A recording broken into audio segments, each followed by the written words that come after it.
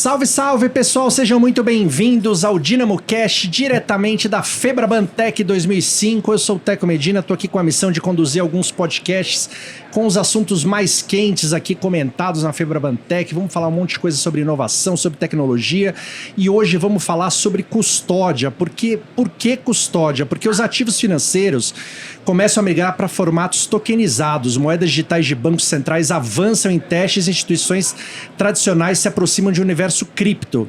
E uma pergunta essencial que precisa ser respondida: de quem é e onde está a chave que protege o seu dinheiro digital? Estamos falando de custódia digital, mas não de qualquer custódia. O foco agora é na custódia institucional, aquela que sustenta a confiança de todo o ecossistema financeiro diante do desafio de proteger ativos virtuais de forma segura, auditável e conforme as exigências regulatórias.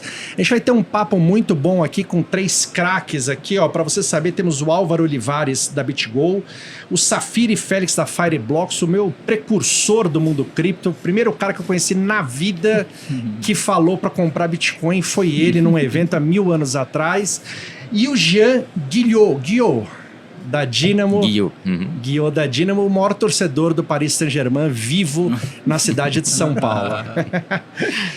Pessoal, bom dia. Vamos começar pelo geralzão, né, Jean? Pergunta para os 3, mas começa você. Por que a custódia digital importa? Por que é tão fundamental a gente prestar atenção no que está sendo feito, como está sendo feito? Teco, obrigado. Bom, eu trabalho aqui na Dynamo já faz uns 3 anos e eu entrei justamente aqui dentro para poder desenvolver essa parte de ativos digitais. E é legal porque a Dynamo está há mais de 20 anos no mercado, né? A gente trabalha principalmente com grandes instituições financeiras em diversos temas de proteção de dados, de proteção de identidade, transações também, né? A gente protege hoje em dia, por exemplo, o Pix, né? A gente fornece o Banco Central para toda a infraestrutura centralizada do Pix. E tudo isso envolve gestão de chaves, né? Então, o nosso papel principal é gerenciar criptografia. A gente é especialista de criptografia e gerenciamento de chaves criptográficas. E a gente foi quase forçado de entrar nesse mundo de blockchain, né? Por quê? Quando a gente fala blockchain, quando a gente fala de ativos digitais, a gente fala, antes de tudo, de chaves criptográficas, né? É legal de ver as histórias, né, que acontecem nesse mundo de Bitcoin. Aquele inglês que perdeu o HD, onde perdeu todos os bitcoins dele, está tentando revirar o lixão lá na Inglaterra. Se essa história fosse aqui em São Paulo, teria gente cavocando na mão. Um monte de gente lá. Tipo Serra Pelada atrás do HD. Então,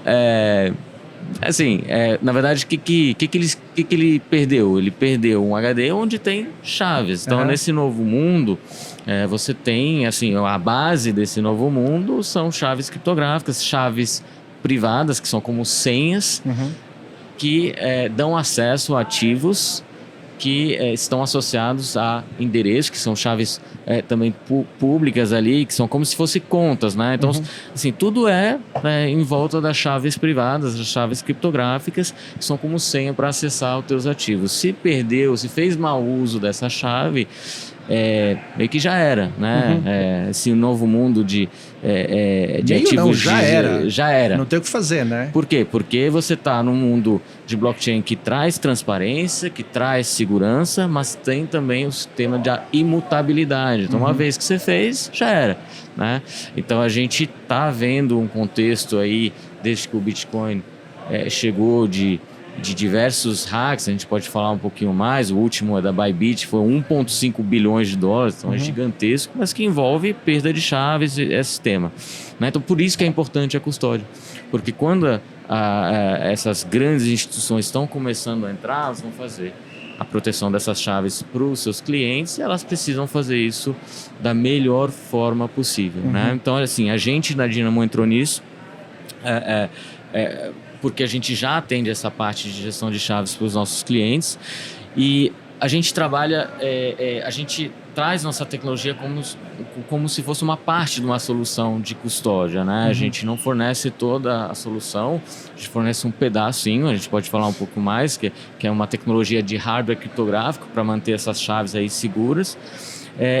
E a gente integra com uma plataforma desenvolvida pelo nosso próprio cliente, a gente está trabalhando com grandes bancos aqui no Brasil que desenvolvem as próprias plataformas, ou a gente integra com parceiros estratégicos nossos, que eles também desenvolvem essa camada que é utilizada pelas instituições, pelas empresas, para elas mesmas fazerem custódia. Então a gente agradeço aqui o Álvaro e o Safiri de estar com a gente. A gente já integrou com a plataforma da Fireblocks, representada aqui pelo Safiri, da Bitco, representada aqui pelo Álvaro, que são duas empresas gigantes no mundo de ativos digitais. A gente tem muito orgulho de ter essa parceria também. Então eu agradeço vocês de participar aqui com a gente. Então, Álvaro, manda pra gente aí, complementa ali, por que é tão importante, por que é uma coisa que todo mundo fala disso, da custódia digital, onde é que a gente está nessa história toda aí? Sim, para mim a custódia é a parte mais importante da administração de finanças, né? Tanto digitais como ativos reais. Eu estou há uns 8 anos em cripto, já vi muita coisa acontecer e eu poderia até falar que 90% das vezes não tivesse acontecido o que aconteceu se a administração da custódia fosse sido a melhor, né? Tipo, hacks como o Jean falou, da Bybit, não tivesse acontecido se as políticas de custódia fossem mais robustas, né? Então, eu acho que o calcanhar de Aquiles de muitas empresas hoje é a custódia. Então, é por isso que é a primeira coisa que a gente tem que cuidar. Só que, como muitas vezes os projetos são criados desde aquele ethos de cripto que fala da autocustódia, de tuas próprias chaves, muitas vezes a administração da custódia não é a correta, né? Então, quando a gente começa a administrar fundos que não são nossos, que já vai além da autocustódia, você está administrando fundos de outras pessoas, a política de custódia tem que ser mais robusta, né? Então, ali quando a tecnologia, empresas de tecnologia de custódia fazem a diferença, né? Safiri, quer complementar? Não, com certeza. Eu acho que assim, o tema custódia ele é interessante e aí a abordagem que a gente segue na Fireblocks ela é baseada num tripé, né? Que envolve tecnologia, processos e pessoas.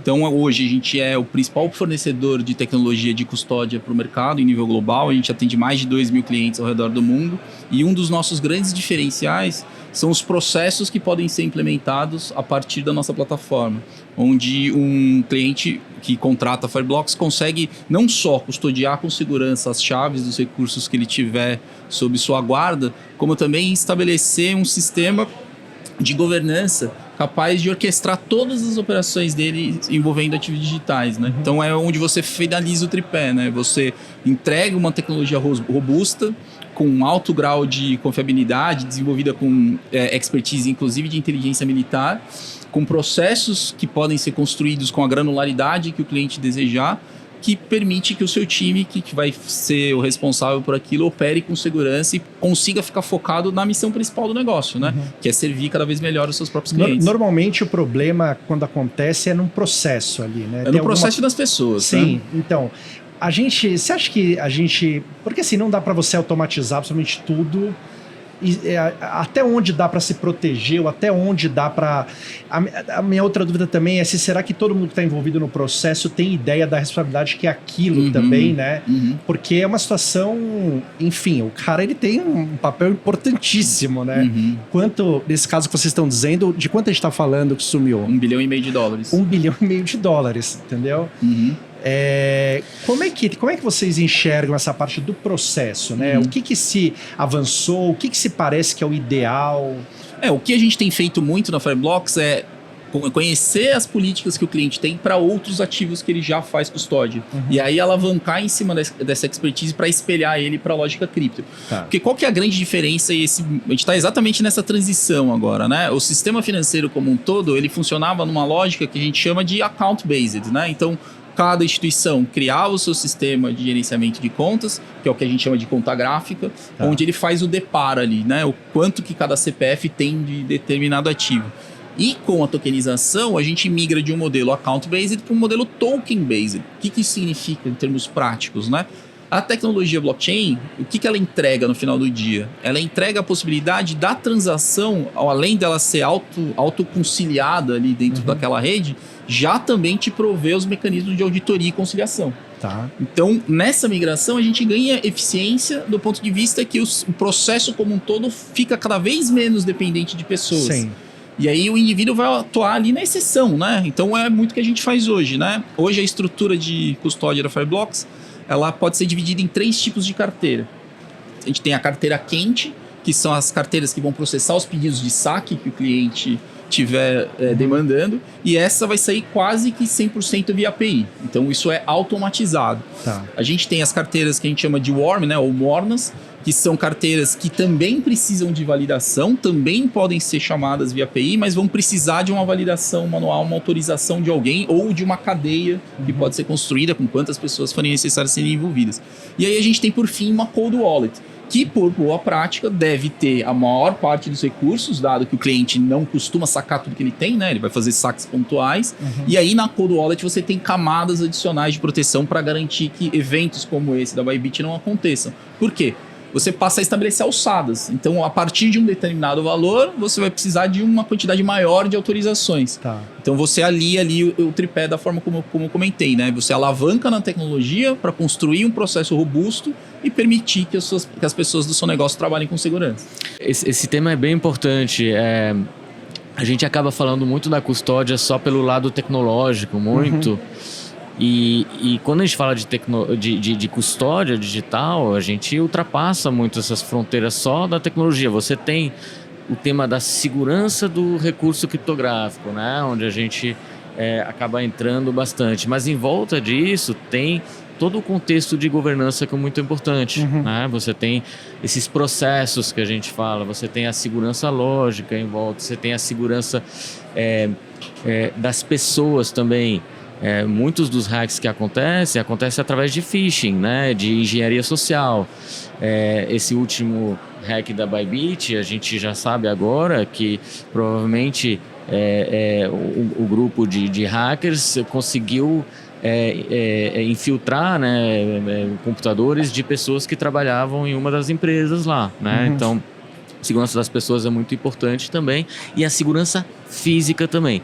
Quando a gente começa a falar de processos, de procedimentos, envolve uma camada de fluxos, onde, sobretudo nessa parte code que você comentou, Safiri, aí eu acabo tendo que ter alguns processos que a gente chama até de processos offline, que ficam isolando o acesso a essas chaves privadas, e tem um arcabouço também de segurança ali, até física, né? Onde precisa ser controlado, precisa ter um cerimonial.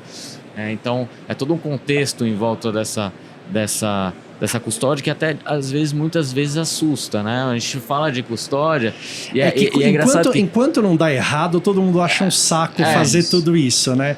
Aí o dia que não dá errado, se levanta a mão aos céus, né? Exatamente, mas um dos temas que eu até vejo entrando nesse mundo e vendo as empresas mais institucionais, de finanças tradicionais, é que ninguém quer fazer custódia, né? Todo mundo quer mexer com blockchain, mas custódia, responsabilidade da custódia, não. Então, por isso que tem até o papel de custodiantes, né? De empresas especializadas nisso. Mas, assim, em algum momento, as empresas, as grandes empresas que hoje fazem financiação vão ter que entrar. Se você trabalha, tá bom, com cripto, obviamente, você vai precisar. Se você trabalha com temas de pagamento transfronteiriço com stablecoins, você vai ter que entrar. Se você faz tokenização e ativos financeiros, tokenização, você vai ter que entrar na custódia. Então, a custódia é o pilar desse novo mundo digital. Né? Como que você enxerga isso, Álvaro? Esses processos estão avançando, estão mudando? Você acha que está se dando mais seriedade a isso? Sim, obviamente tem uma consciência maior do papel do custodiante no mercado, e Também a gente já tem um enfoque também mais proativo, né? De conscientizar as empresas de que a custódia é importante. Porque muitas vezes você vê projetos de tokenização onde eles estão tokenizando o mundo inteiro, mas ninguém está pensando na custódia. Então, o que acontece se alguém eleva esses tokens, né? Pelo menos na regulação nos Estados Unidos, se você vai fazer custódia de mais de 250 milhões de dólares, você precisa um custodiante regulado. É um custodiante que garante a administração desses bens com as melhores práticas, né? Então, pelo menos na BitGo, a gente tem um seguro de até 250 milhões de dólares em caso de roubo, perda ou mau uso dos ativos, porque depois de estabelecer aquelas políticas da administração dos fundos, também tem a vulnerabilidade do custodiante. Então, ok, o que acontece sim, eu faço as políticas e treino o meu pessoal e meus funcionários para administrar esses fundos, mas o custodiante tem alguma vulnerabilidade. Nesse caso, nossa empresa oferece para todos os nossos clientes 250 milhões de dólares de seguro para que nossos clientes tenham mais segurança da administração dos fundos. Tá, uma pergunta que eu não sei se a gente já falou, o que acontece quando você tem chave criptográfica, quando ela é comprometida? O que já foi ou não? Tem o que fazer com isso? Você quer falar? Então, por que a questão da chave é tão importante? Porque é a chave que permite você movimentar os fundos. Tá. Então, qual é o grande desafio, né? Além de você ter essa chave bem guardada, na minha visão, e eu acredito que na do Jean também, é a questão do backup dessa chave. Tá. Né? Porque quem tem o backup passa automaticamente a ter a chave também. E muitas vezes esse backup fica exposto de uma maneira que você não está tão atento a ele. Então, você pode ter, eventualmente, um ataque inesperado que, a partir do momento que ele tem a chave, ele tem a capacidade de movimentar uma fatia ou a totalidade daqueles recursos. Então, não comprometer essa chave é essencial. E aí existem vários mecanismos para prevenir isso, né? E aí as empresas trabalham com abordagens diferentes, né? No caso da Fireblocks, a gente trabalha com uma tecnologia proprietária de MPC, que é Multipart Computation, onde a chave, como eu comentei no início, ela não fica exposta na sua totalidade em momento algum. Tá. Então isso mitiga boa parte do risco, porque ela só vai ser exposta pela via do backup. Tá. Então, no dia a dia operacional da empresa, você constrói todo o seu processo, todo o seu fluxo de assinatura e validação dessas transações sem ter a chave completa exposta. E também, só fazendo um gancho, não sei se eu estou correto, mas também em algum momento cabe ao dono disso também tratar isso com a seriedade devida, né? Sim. Porque a gente até falou aqui ontem em outros podcasts, né? A história de que todo ano o Google divulga que a senha mais colocada é 1, 2, 3, 4, 5. Sim. E a segunda é 1, 2, 3, 4. Uhum. Aí também, quando o cara tem esse nível de sofisticação, entre aspas, não tem milagre, né? Não tem milagre. Se você deixar a chave exposta, grudada ali, as pessoas também têm que entender que é dado, que é dinheiro, que é ativo, que tem, né? Tem uma anedota em cripto que é o paradoxo da gaveta de meias, que eu já contei pro Jean, que é o seguinte, né? Quem faz autocustódia, geralmente são pessoas que prezam muito por segurança e tem um viés mais cypherpunk ali, dos primórdios do Bitcoin. E essas pessoas geralmente fazem o seu backup, né? Tomam os cuidados para guardar o dispositivo onde ele está armazenando isso de uma maneira segura, mas muitas vezes o backup é guardado numa gaveta de meia. E aí, com qualquer eventualidade, você fica totalmente exposto por negligência. Né? Sim. Isso aconteceu em Los Angeles, nos incêndios. Muita gente deve ter perdido. Muita gente até perdeu no sul, por aquele paradoxo. Né? E no sul também, com a enchente. Com a enchente. Pessoas que guardaram as 12 palavras ali, fazendo autocustódia. O que vocês fariam? Se alguém falasse, eu quero fazer a coisa mais eficiente que não seja também impossível de fazer, como faz? É o interessante, porque quando você fala desse aspecto, você fala da governança, na verdade. Como é que você guarda uma chave, né?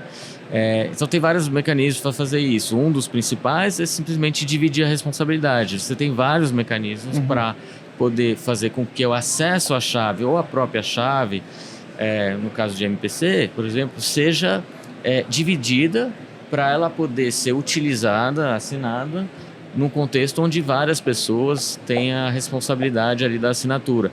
Ou por um software, uma aplicação que tenha governança ali, Então você tem vários mecanismos, você tem o MPC, você tem o multisig, que a BitGo utiliza bastante, que são mecanismos também de divisão de responsabilidade. No próprio HSM também é utilizado para isso, e o Safiri comenta do backup, né? Você tem sempre também jeitos de resguardar chaves que, se elas são perdidas, se o acesso a essas chaves são perdidas, você tem como recuperar ela com um mecanismo apartado, né? Que um mecanismo de contingência, de redundância, que é utilizado em caso de desastre, por exemplo, ou em caso que uma plataforma não é mais operacional. Aproveitando que você está com a palavra, onde é que encaixa o HSM nessa história? O HSM, ele chega para trazer um aspecto mais institucional. Tá? A gente trabalha com gestão de chaves há inúmeros anos, as grandes empresas utilizam esse tipo de tecnologia no aspecto principal, que é a conformidade que ele traz. Claro, ele traz vários aspectos, a utilização do hardware criptográfico. Você cria mecanismos criptográficos, seja criação de chaves, seja processos criptográficos, dentro de uma fronteira criptográfica segura. Isso traz segurança lógica, física, traz desempenho, mas sobretudo traz conformidade, porque esse tipo de soluções vem com certificações. São certificações do NIST, né? Que é o principal órgão de segurança dos Estados Unidos, que é a referência para tudo que é criptografia, e que traz um selo para esse tipo de solução. Não tem backdoor, não tem essas coisas. Então, você padroniza o jeito de tratar criptografia de forma geral. Isso é um primeiro aspecto aqui que é importante. E o segundo, que não é menos importante, é trazer para a empresa que está trabalhando com chaves a soberania, a autonomia, que a gente chama de controle do cofre digital. Ela passa a ser dela, né? Passa a ser dela. Quando você é um grande banco, tem um pouco a volta daquele papel inicial do banco lá, do Oriente Médio, lá, você tinha valores, né? Ou até do Velho Oeste, né? Você deixava lá no banco para estar com certeza. Então você confia naquele banco. Então aquele banco precisa ser autônomo, precisa ser soberano quando ele vai fazer a custódia, pelo menos alguma parte dessa custódia. Então é aqui que a gente traz soluções onde ele, tendo administrações desses equipamentos, em complemento com outras soluções que até podem estar parte na nuvem, parte em terceiros, onde ele tem esse controle. Então a gente traz essa conscientização, onde, quando eu sou um grande banco, uma grande instituição, que eu quero fazer custódia, eu vou terceirizar talvez parte da minha custódia, talvez em hot, talvez em alguma parte desse conjunto de ativos que eu preciso com muita liquidez, mas uma parte essencial eu preciso fazer com consciência, ter esse controle aí. Então a gente entra, seja no controle soberano das chaves inteiras, seja de parte das chaves que dão acesso aos ativos digitais, seja dos próprios backups e dos mecanismos de recuperação de desastres. Então são várias formas da gente entrar ali numa estratégia de custódia digital, né? Seja hot, warm, ou seja fria, com HSMs totalmente isolados, totalmente, que a gente chama air gaps, né? Que eles são dentro de sala-cofres, com cerimoniais de procedimentos para poder abrir aquele cofre, com cartões, cada um tem um cartão físico e abre ali numa cerimônia para poder fazer uma transação de cripto. Vocês dois, uma coisa que me surpreendeu ontem aqui nos bate-papos que eu tive foi as pessoas fizeram muitos elogios aos reguladores, tanto o Banco Central, quanto o CVM, quanto por onde passaram. Nessa parte, né, de vocês que a gente está conversando, como é que está a regulação, a cobrança, a padronização, a velocidade também com que as coisas são decididas ou avançam? O mercado cripto no Brasil está numa fase bem interessante, que a gente está em vias de ter a regulação específica definida por parte do Banco Central, né? O que existe foi um projeto de lei que já passou no Congresso, nas duas casas, já também passou pela sanção do executivo, deliberando ali o que vai ficar sob supervisão de CVM e o que fica sob supervisão do Banco Central. Então, já foram feitas as consultas públicas, a expectativa é que no segundo semestre desse ano o Banco Central publique as normas que vão regular os prestadores de serviço de ativos digitais, né? Que basicamente são os intermediários desse mercado. Então, são as exchanges. Também dá um pouco mais de clareza em relação a qual poderá ser o papel dos bancos, né? Por enquanto está meio numa névoa, assim. Quem faz o que pode ou não? Não é que... Assim, a incerteza maior é para quem já é regulado. Para quem não era regulado, você exerce uma atividade econômica sem nenhuma restrição. Inclusive, existe o KENAI, né, do IBGE, que é aquela tabela que delimita ali as atividades econômicas do país, que já classifica as empresas que trabalham com custódia, intermediação e negociação de criptoativos. Essas três atividades. Essas 3 atividades. Então, o que vai mudar principalmente vai ser a percepção e a clareza em relação ao que o mercado financeiro tradicional vai poder explorar em relação a cripto.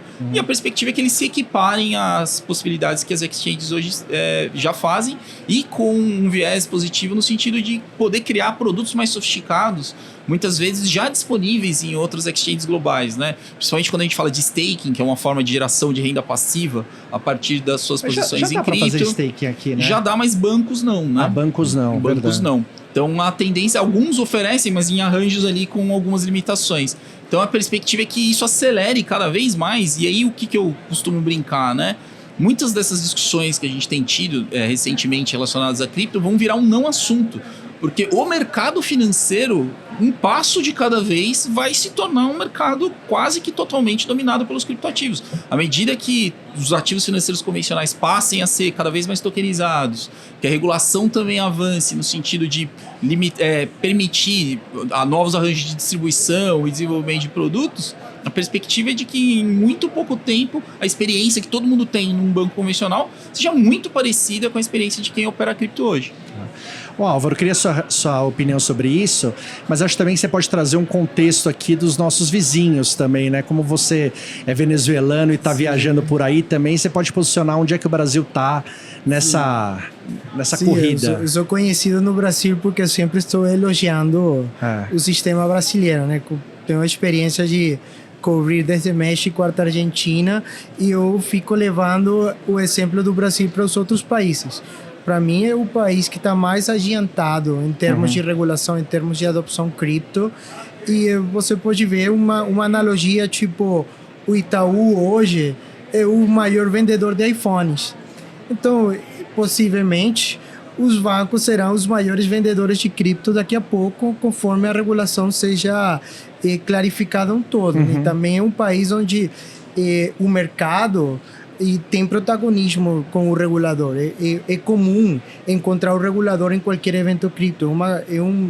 É um fato inédito no resto do continente. É o ideal até, né? Assim, é o que ideal, ele esteja inserido, pra gente né? É normal, só que não é normal. Não é normal você comprar o USDC no banco, nos Estados Unidos, ou qualquer banco do mundo. Não é normal ter o regulador dando palestra no maior evento cripto do país. Sempre existe uma certa rivalidade entre o regulador e o mercado cripto, mas no Brasil é completamente diferente. Então eu acho que a gente no Brasil está muito na frente. Muitas vezes a gente fica um pouco ansioso, porque a gente que está no mercado da inovação, a gente quer ter as regras claras para começar os trabalhos, mas demora, né? A inovação sempre vai em frente da regulação, mas eu acho que aqui no Brasil, onde está mais perto uma coisa da outra. O importante é a regulação não frear, né?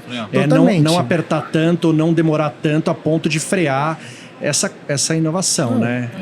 Eu vejo vários fatores que justamente estão acelerando isso. O Safiri fala que daqui a um tempo, pronto, rapidamente tudo vai ser com ativos digitais. Não, rapidamente não. Um passo de cada vez. Até o final da década. Demorando, né? A gente gostaria que seja antes. Até o final da década é rapidamente. É rápido. Mas esses fatores, assim, o que eu vejo são vários. Um deles é o fator regulatório, que justamente coloca uma clareza ali, sem sufocar o mercado. Isso, obviamente, acelera como um todo essa adoção. O segundo fator é o fator infraestrutural, que o regulador também ajuda. tema do Drex ajudou bastante aqui os bancos a entenderem essa tecnologia e entrar nisso. E o terceiro fator é o caso de uso, a desenvolver casos de uso, seja para adoção, né, seja para maior engajamento do cliente com cripto, seja com stablecoins e tudo mais. E o quarto fator ali que pelo menos precisa ser respeitado é aquele risco reputacional e eventos sistêmicos. A gente viu, por exemplo, com o problema da FTX que aconteceu, foi final de 2023, né? 23. Recuperaram o dinheiro? Já, estão pagando todo mundo, já. Estão pagando? E o Já cara tá preso? Tá preso. E onde estava o dinheiro? Não, o dinheiro, assim, é uma longa história, a gente pode fazer um podcast só pra falar disso, mas na verdade o dinheiro não existia na totalidade do que ele precisava para fechar as operações alavancadas que ele estava exposto. E aí foi isso que acabou levando à falência da companhia. Era mais problema de liquidez. Mais problema de liquidez do que de falta de recursos. Aí depois o administrador da massa falida saiu fazendo esse trabalho e já está nesse processo bem adiantado de pagamento. Mas esses riscos sistêmicos impactam a adoção como um todo, porque você visualiza a tecnologia como a culpada, né? Sendo que justamente são os processos em volta, né? Então hoje esses eventos aconteceram com empresas que vêm do mercado cripto. Se esses mesmos problemas acontecem com empresas que vêm do mercado tradicional com ativos digitais, isso pode impactar bastante essa adoção e tudo mais. Então, esse risco reputacional eu coloco ele como um dos temas aí que é necessário para a adoção, é o cuidado com o risco reputacional. Eu acho assim, eu como leigo, né, nesse assunto, eu acho que essa parte da custódia é obviamente a mais importante de todas, mas eu acho que as pessoas precisam cuidar o todo precisa cuidar do todo, né? Porque assim, para quem não acompanha, o que eu ouvi? O cara sumiu com dinheiro de 10 milhões de pessoas, o Tom Brady e a Gisele Bündchen perderam uma fortuna. Ponto. Eu não vou acompanhar isso todo dia para saber que a massa está devolvendo dinheiro, né? O que fica para mim é que eu vou contar no botequim, esse negócio teve um cara que sumiu com, entendeu? Parece muito frágil quando dá errado, né? Então, precisa ter um controle disso porque é um estrago feito e raramente o estrago é reparado da mesma magnitude, porque o interesse das pessoas não é o mesmo, né? Quando você ouve uma história de uma coisa que deu muito errado, você presta atenção. Mas depois estão arrumando. Você vai tocando sua vida, né? O estrago faz você parar e ler, né? Então isso é uma coisa, tem que se cuidar do todo. Eu queria que você falasse pra gente terminar essa história da pesquisa, que você está em primeiro lugar, você além de ser o maior torcedor do Paris Saint-Germain de São Paulo, também lidera uma pesquisa. Que pesquisa é essa? Bom, a gente faz parte, assim, nesse mundo da tecnologia que a gente oferece, tem várias pesquisas, vários relatórios, né? Uma delas é Markets, que é uma pesquisa específica sobre o mercado de hardware criptográfico. Aí, então, a gente está posicionado ali junto com players mundiais, né? A gente é um líder brasileiro, sobretudo no mercado financeiro de hardware criptográfico. Mas tem grandes players globais aqui, até empresas francesas, né? Sim. E algumas que estão aqui. Então, assim, onde a gente se destaca nessas pesquisas é justamente no fato da gente abstrair um pouco o tema do hardware criptográfico e na camada de cima, que é a camada de soluções de criptografia. Então, aqui até nessa feira a gente está divulgando várias aqui, tá? Que é o tema do barramento criptográfico, onde empresas conseguem utilizar nas APIs para diferentes casos de usos criptográficos, seja anonimização de dados, geração de segundo fator de autenticação com HSM, pagamentos com Pix, SPB e esse tema de blockchain, que é a parte de custódia, né? Então, quando a gente fala da solução Dynamo em si, não é só o HSM puro e bruto.